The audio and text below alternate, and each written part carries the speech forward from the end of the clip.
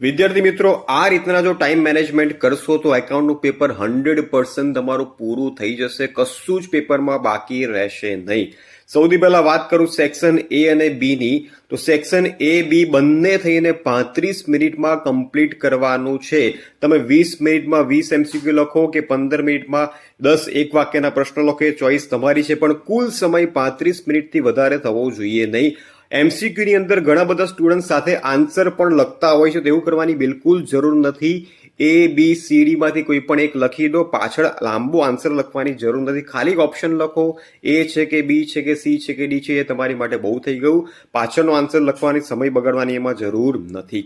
ત્યાર પછી section C અને ડી જે નાના નાના દાખલા છે એની માટે પણ કુલ તમારે 35 મિનિટ લેવાની છે. સેક્શન ડી અને સેક્શન સી બંને થઈને 35 મિનિટમાં તમારે કમ્પ્લીટ પૂરું કરી દેવાનું છે. ત્યાર પછી સેક્શન ઈ ની વાત કરું તો સેક્શન ઈ માટે તમે 45 મિનિટ્સ લઈ શકો છો.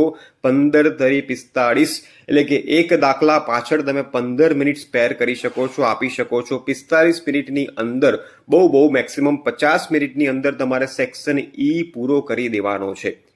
ત્યાર પછી સેક્શન એફ, છેલ્લા સેક્શનની વાત કરીએ તો સૌથી મોટો સેક્શન છે, જેમાં તમે 55 મિનિટ મેક્સિમમ લઈ શકો છો. 55 મિનિટ્સની અંદર તમારે સેક્શન એફ ના બંને દાખલા પૂરા કરી દેવાના છે અને થઈ જ જશે. આ જેટલી પણ મિનિટ તમને કીધી છે મેક્સિમમ કીધી છે.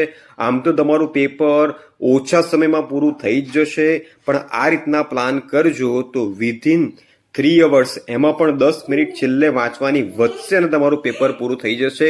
ફરી એકવાર કહીશ, તોડી નાખજો, ફોડી નાખજો, ભૂક્કો કરી નાખજો. All the very best.